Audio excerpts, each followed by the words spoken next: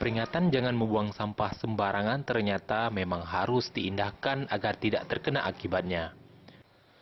Seorang pemuda asal Kota Langsa, Provinsi Aceh harus menerima hantaman dari seorang petugas kepolisian karena membuang ampas jeruk tidak pada tempatnya.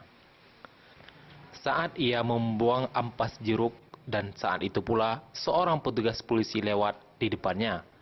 Diduga ingin meludahi polisi, sang pemuda pun dipukul oleh polisi hingga babak belur dan harus menginap di rumah sakit. Merasa diludahi, seorang polisi berinisial Aibda M memukul seorang pemuda warga Kampung Tengoh, Kota Langsa, Provinsi Aceh, hingga babak belur dan harus dirawat di rumah sakit. Abdullah, pria berusia 30 tahun asal Kota Langsa, dipukul saat ia memuntahkan ampas jeruk ke tanah. Dan bersamaan dengan itu, seorang anggota polisi pun melintas di hadapannya. Saat itu Abdullah dan beberapa rekannya sedang memakan buah jeruk di sebuah warung. Tak sengaja, Abdullah menggigit biji jeruk dan ia pun memuntahkan ampas jeruk ke tanah bersamaan dengan melintasnya seorang anggota kepolisian berinisial Aibda M. Aibda M pun merasa diludahi oleh Abdullah. Ia pun kembali ke depan warung dan langsung memukul Abdullah di bagian wajah, perut, dan dada. Akibatnya, Abdullah harus dirawat di rumah sakit karena luka memar yang dideritanya. Habis makan 3 isi itu, pas makan terakhir digigit anak.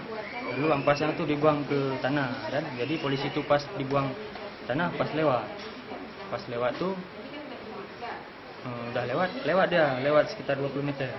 Lewat balik lagi jaga kereta, ditanya kok aku meludah, kau lewat kau meludah.